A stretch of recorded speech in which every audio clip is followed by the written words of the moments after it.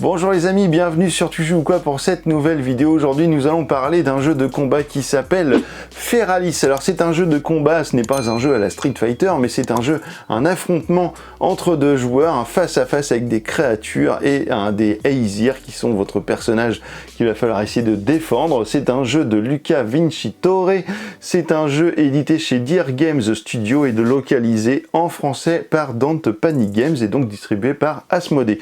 Ici, j'ai la boîte de base, donc Feralis en terre obscure, c'est pour 2 joueurs. Alors, on peut faire également jusqu'à 4 joueurs, parce qu'il y a un mode équipe 2 contre 2.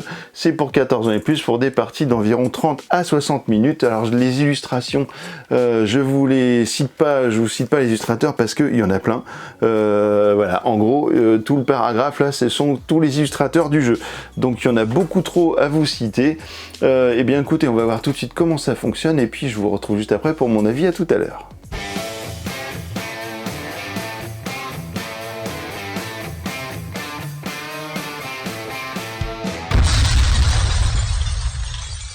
Voici le matériel pour une partie de Feralis. Alors ici vous aurez 2 plateaux, ici ce sont 2 plateaux séparés, un bleu et un rouge, ou rouge-rose, on sait pas trop, et donc chaque joueur va en prendre un, puisque c'est un jeu qui se joue en duel principalement. Vous avez un mode par équipe, mais c'est principalement un mode duel que l'on va vous proposer ici dans Feralis, et vous allez sélectionner un Aesir qui sera votre grand personnage, votre grand boss, et donc j'ai choisi par exemple celui-ci, Morgall la reine acerbe, et ici nous avons Zagal le fou.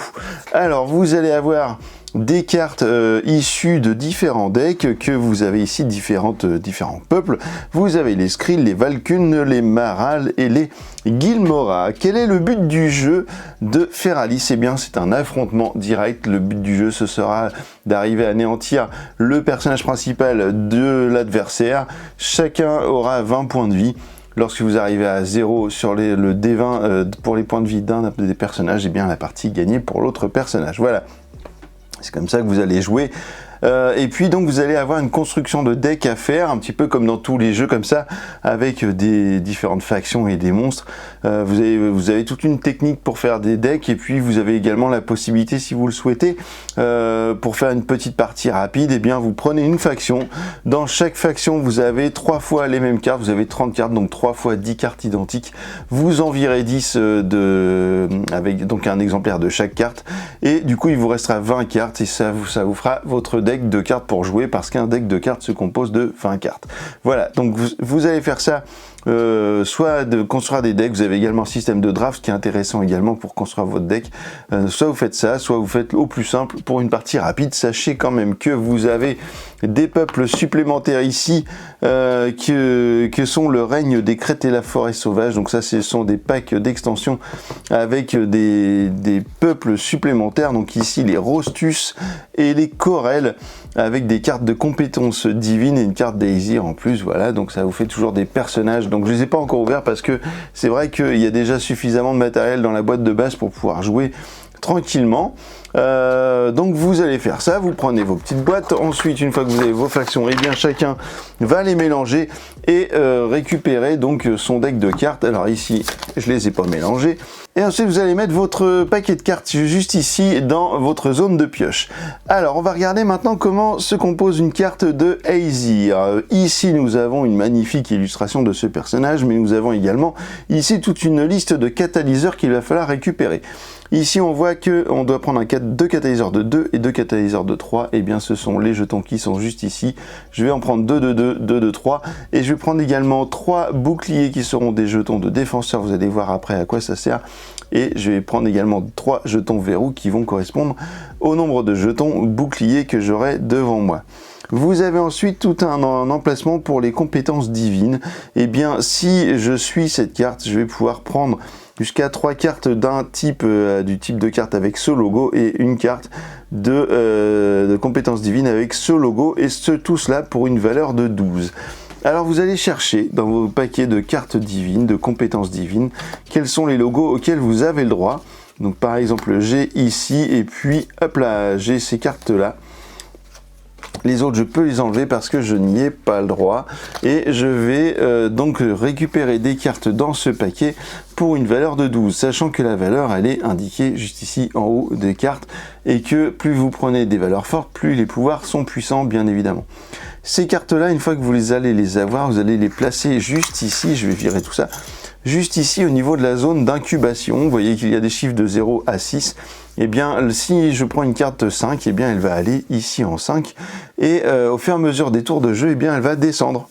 Voilà. Et quand elle va arriver à 0, ça veut dire que je vais pouvoir l'utiliser. Je vais pouvoir utiliser le pouvoir qui est indiqué dessus. Et ensuite, je vais la remettre à 5. Voilà. Donc, si par exemple, je prenais cette carte, je prendrais, pourquoi pas, celle-ci à 3. Et puis, on va en prendre une autre. Alors, du coup, 5 et 3, 8. Pour arriver à 12, bah, je peux prendre une carte de 4 si je veux. Et bah, allez, on va prendre ça. Sinon, j'aurais pu prendre deux cartes de 2. Hop, on va prendre une carte de 4. Et comme ça, on a le compte. Donc en gros, ces cartes-là, eh bien, ça va correspondre au fait que votre Aesir, eh bien, envoie des sortilèges. Ce sont la façon de combattre de votre Aesir. Et sur la carte Aesir, eh bien, vous avez également un pouvoir qui sera du coup asymétrique, puisque chaque personnage aura son propre pouvoir. Ensuite, vous allez prendre des petits socles comme ça en plastique, ainsi que des dés, des tout petits dés comme ça noirs. Eh bien, ils vont vous servir à faire l'incubation de vos monstres. C'est-à-dire qu'à chaque tour, eh bien, je vais prendre 4 cartes dans ma main. Enfin, pas à chaque tour, mais dès le début de la partie, je prends 4 cartes dans ma main. Et je vais pouvoir regarder qu'est-ce que j'ai comme monstre. Si je le souhaite, je peux tout de suite échanger jusqu'à 3 cartes et pouvoir prendre autre chose. Donc je vois que j'ai 2 fois la même carte. Et puis ça va au niveau des puissances, ils sont pas mal. Donc on va aller chercher un autre monstre. Hop, celui-ci, pourquoi pas, c'est très bien. Alors les cartes de monstres, eh bien elles ont des indications, elles ont pas mal d'indications, on va regarder ça tout de suite. En haut à gauche, eh bien on va avoir une goutte, une espèce de petite goutte avec une valeur, ça ce sera la valeur d'incubation du monstre si on le joue en mode appel. Voilà, parce que vous avez ici un mode appel et de l'autre côté vous avez un mode éveil. Le mode éveil est forcément plus puissant que le mode appel. Vous pouvez très bien faire arriver un monstre directement en mode éveil si vous le souhaitez, mais l'avantage du mode appel, c'est que vous allez déjà pouvoir attaquer votre adversaire, soit sur des monstres qui seront sur son board, soit son Aesir. Mais également l'avantage c'est que si votre personnage, si votre monstre est tué, eh bien il ne va pas aller au cimetière et il va revenir sur un socle d'incubateur, mais il va revenir sous sa forme d'éveil.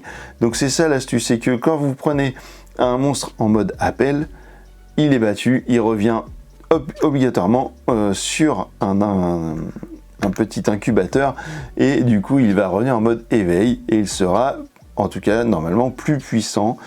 Pourquoi? Parce qu'en fait vous avez différentes morphologies pour vos personnages. Lorsqu'ils sont en mode appel, eh bien ils sont de corpulence physique. Et lorsqu'ils seront en mode éveil, eh bien ils auront une morphologie corruption ou ombre qui va leur permettre d'échapper à certains coups. Vous allez voir ça lorsque je vais vous expliquer les combats. Donc on retrouve une petite goutte, donc ça c'est la valeur d'incubation. Ça veut dire quoi? Ça veut dire que si je mets cette carte sur le socle, hop là, je vais la mettre soit devant le 4 ici, mais c'est un petit peu galère, soit je vais la garder comme ça devant ma zone de jeu, et je vais mettre un petit dé à côté qui aura une valeur de 4, et à chaque fois que je vais baisser la valeur d'incubation de mon personnage, eh bien je vais changer la valeur du dé, et lorsque j'arriverai à une valeur en dessous de 1, eh bien hop, mon monstre va arriver sur la zone de combat.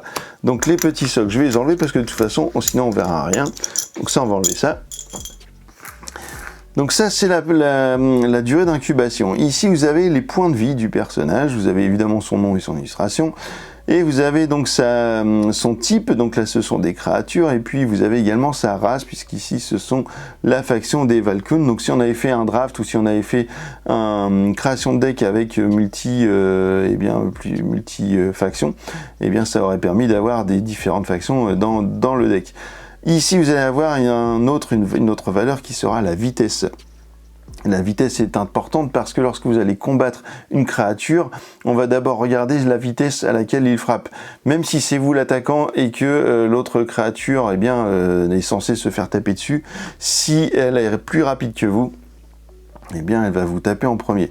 Donc ça c'est le petit symbole qui est là, et en dessous on a la valeur d'attaque de la créature. Nous avons également des pouvoirs qui seront souvent précédés de petits logos, et vous avez tous les petits logos qui sont indiqués ici sur la règle, sur une carte d'aide de jeu. Donc ça c'est vraiment très pratique. Voilà, lorsque vous allez eh bien mettre vos personnages et qu'ils vont avancer, s'ils arrivent donc en dessous d'une valeur de 1, eh bien vous allez le prendre, ce personnage, et vous allez le placer, peu importe, sur un des emplacements ici de votre board, et il va attaquer non pas forcément le personnage qui sera juste en face de lui, mais il va attaquer n'importe quel personnage sur le plateau, ou bien il va attaquer le gros boss. Au moment où vous mettez un personnage en jeu sur le plateau, vous avez le droit de prendre un verrou si vous avez mis un verrou ici dans votre zone de réserve de jetons.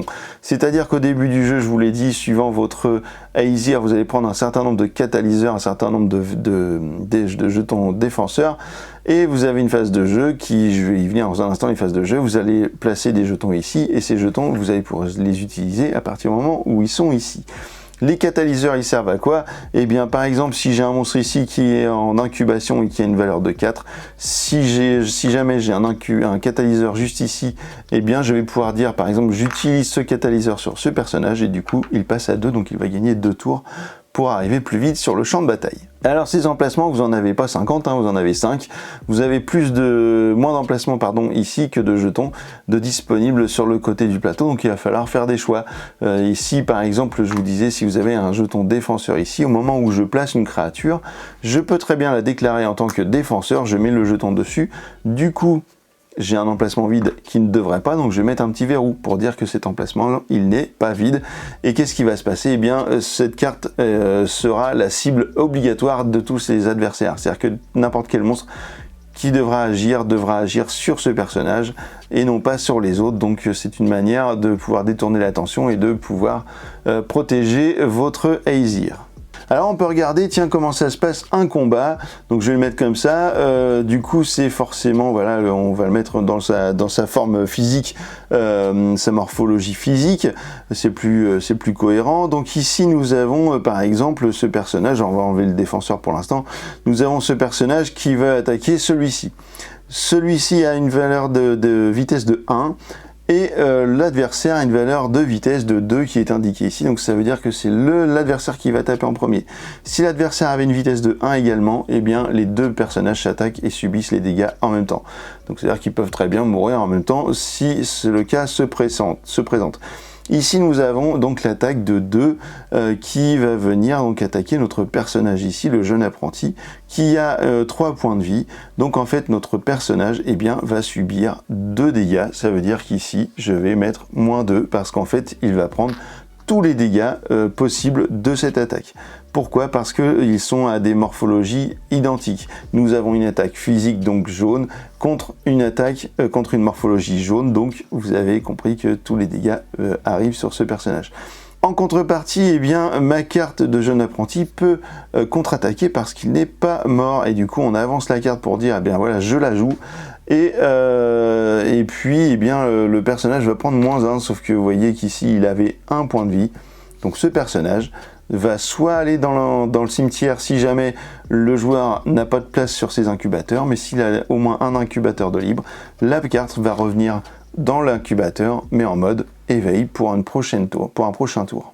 Alors on va regarder maintenant un cas de figure où vous allez attaquer des dégâts physiques contre des morphologies ombre par exemple, puisqu'ici on voit que ce personnage a une inscription de points de vie et le symbole de l'ombre. Donc vous allez attaquer avec une arme physique, donc jaune, sur un personnage qui a une morphologie ombre. Alors on va prendre peut-être celui-là, ce sera plus parlant. Vous allez attaquer avec une arme physique, je vais revenir sur l'autre couleur après. Sur un personnage ombre, vous attaquez à une force de 2, il n'a pas une morphologie équivalente à votre attaque, ça veut dire que vous allez lui infliger que la moitié des points de dégâts que vous mettez sur le personnage, donc ça veut dire que lui il ne va prendre que 1 point de dégâts au lieu des 2.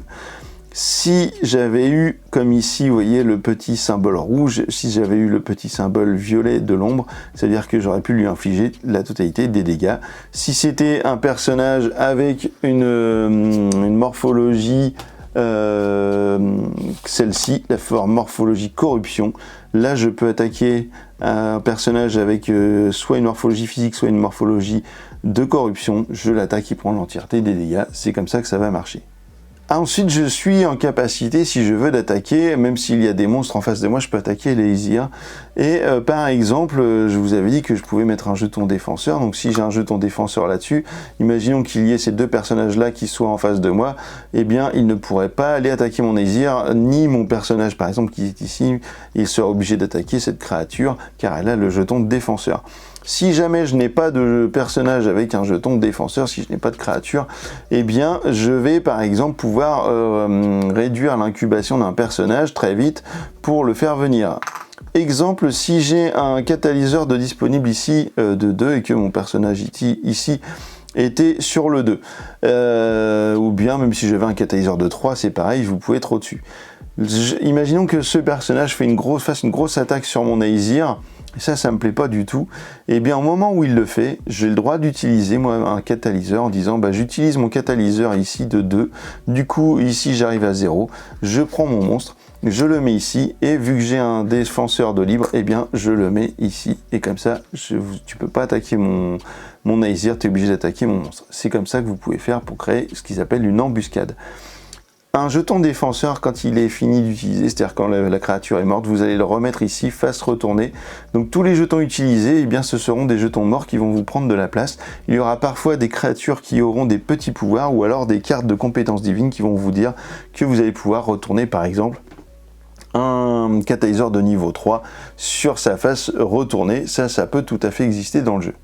Ben voilà, vous savez comment fonctionne le jeu maintenant. Juste un petit détail sur les phases de tour. Donc vous jouez chacun en tour par tour, donc vous faites un joueur fait son tour, l'autre joueur fait son tour, etc.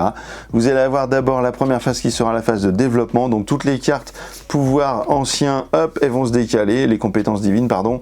Si vous avez des incubateurs, eh bien ils vont réduire de 1. Ça c'est la phase de développement. La phase de recherche, c'est la phase dans laquelle vous allez pouvoir prendre un jeton et l'amener juste ici, donc c'est un seul jeton par tour. Ensuite, vous allez avoir la phase principale sur laquelle vous allez pouvoir placer des cartes monstres de votre main dans des incubateurs. Vous allez également pouvoir utiliser des jetons ici si vous le souhaitez. Vous allez ensuite avoir la phase d'attaque qui va vous permettre d'activer tour à tour chacun de vos monstres pour attaquer soit un monstre, soit l'Aesir qui est en face. Sauf s'il y a un jeton, un défenseur, ce qui fait que vous êtes obligé d'attaquer le défenseur. Et puis vous avez encore à la fin la phase de pioche pendant laquelle vous allez prendre une carte de votre pioche pour la remettre dans votre main. À savoir que vous ne pouvez jamais avoir plus de 4 cartes. Si vous prenez une carte de la pioche et vous avez 5 cartes, vous êtes obligé d'en défausser une. Et au premier tour, vous avez le droit, donc le premier joueur qui va jouer aura le droit à mettre 2 monstres sur des incubateurs pendant la phase principale à la place de 1. Pourquoi? Parce qu'en fait, ce joueur n'aura pas le droit à la phase de développement et n'aura pas le droit à la phase d'attaque, puisqu'il n'y aura pas de personnage à attaquer à part l'Aesir, mais de toute façon, vous n'aurez pas non plus de monstres, a priori, à mettre pendant cette phase au milieu. Donc, c'est comme ça que ça joue. Vous allez faire ça jusqu'à temps d'atteindre les 20 points, d'arriver à 0 sur l'un des personnages, un des Aesir du plateau, et c'est comme ça que vous allez déclarer le vainqueur de cette partie de Feralis. On se retrouve dans un instant pour mon avis. À tout de suite. Et bien voilà, vous savez désormais comment fonctionne Feralis. Alors qu'est-ce qu'on en a pensé? Au niveau du matériel, on a un matériel qui est très correct. Les plateaux de jeu sont pour le coup, je trouve, très moche. Voilà, c'est vraiment pas beau. Je trouve que ça aurait pu être un petit peu plus décoré, un petit peu plus illustré. La zone du cimetière, le crâne là, il est juste horrible. C'est vrai que les plateaux donnent pas envie du tout de jouer au jeu. Contrairement à la boîte qui est absolument magnifique et qui m'a donné tout de suite envie de jouer au jeu. Donc voilà, comme quoi, entre le matériel et puis la boîte, parfois, il y a un écart. Mais heureusement, vous avez toutes les cartes qui, elles, sont absolument magnifiques. Tous les monstres sont très bien faits, c'est très très chouette. Au niveau du bestiaire, on a vraiment quelque chose de très très chouette. Le format des cartes est suffisamment grand pour que ça soit pas difficile à lire, parce qu'il y a quand même pas mal d'informations.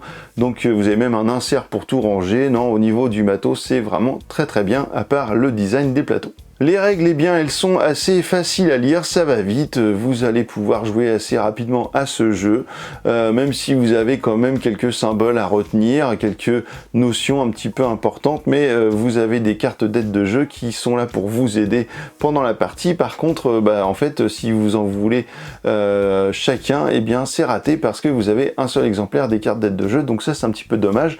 Pour un jeu qui se joue en duel, je trouve ça un peu bébête de n'avoir mis qu'un exemplaire de chaque carte d'aide de jeu. Ça coûtait pas grand chose d'en faire une de plus de chaque, surtout que ça faisait 3 cartes. Bon, pas se mentir que c'était quand même pas la lune. Au niveau du gameplay, eh bien, on est sur un type de jeu, voilà, d'affrontement. C'est, si vous aimez ce style de jeu, vous serez pas surpris. Voilà, il n'y a pas vraiment de surprise à part le côté appel, éveil. Voilà, ça c'est plutôt original. Vous avez des monstres en appel, lorsqu'ils meurent, ils reviennent si vous avez un incubateur de libre, hein, attention, en mode éveil, et puis vous allez pouvoir les rejouer, sinon ils iront dans votre cimetière. Donc ça c'est plutôt le petit twist assez intéressant de régénération des monstres, en tout cas d'évolution, genre ils passent en mode énervé. Ça c'est cool, par contre ça révolutionne rien au niveau du jeu, et là où j'étais très excité de jouer à ce jeu parce que je trouvais effectivement que le bestiaire et tout était vraiment super cool, et ben en fait quand on joue, il manque un truc, je trouve, parce que c'est vite déséquilibré. C'est-à-dire qu'en fait, si peut-être que j'y ai pas joué non plus avec des gens qui étaient si accros à ce genre de truc et puis qui ont fait du jeu de rôle ou des choses comme ça. Donc du coup, en fait, les parties ont pas été très longues, et puis ça a été un peu, en fait, dès que j'ai pris de l'avance, c'était fini quasiment très vite. Donc c'était un peu le regret de ce jeu-là, mais ou alors il y a un mauvais équilibrage, je sais pas, il y a un truc qui est un peu bizarre, mais je pense simplement que si vous êtes vraiment des mordus de ce style de jeu, vous allez kiffer parce que vous allez forcément savoir utiliser les bonnes stratégies. Si vous jouez à Magic par exemple, je suis sûr que vous allez aimer ce jeu d'affrontement de personnages. Voilà, il faut être un petit peu connaisseur du monde et tout, vous allez forcément kiffer si vous aimez ça. Et ben écoutez, voilà, c'est tout ce que j'ai à vous dire sur Feralis. Je reste un petit peu sur la retenue par rapport à ce jeu-là, j'en attendais mieux, mais je pense qu'il peut vraiment trouver son public, je vous dis, par rapport à des gens qui sont vraiment dans cet univers-là tout le temps et qui kiffent ça, les monstres, etc. Donc, et bien maintenant que vous savez tout sur Feralis, et ben alors, tu joues ou quoi ?